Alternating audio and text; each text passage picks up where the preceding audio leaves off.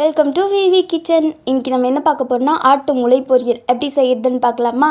First கடாயை வச்சுட்டு கடலெண்ணெய் ஊற்றிக்கலாம். எண்ணெய் சூடாயிடுச்சு, சோம்பு போட்டுக்கிறேன். இப்போது வெங்காயம் போட்டுக்கலாம். நல்லா மிக்ஸ் பண்ணிக்கிறேன்.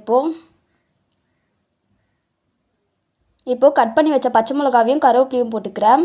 நல்லா மிக்ஸ் பண்ணிக்கலாம். இப்போது இடித்து வச்ச இஞ்சி பூண்டை போட்டுக்கிறேன். நல்லா மிக்ஸ் பண்ணிக்கிறேன். இப்போது கழுவி வச்ச மூளையை போட்டுக்கிட்டேன். நல்லா மிக்ஸ் பண்ணிக்கலாம். இப்போ மஞ்சத்தூள் போட்டுக்கிறேன். நல்லா மிக்ஸ் பண்ணிக்கிறேன்.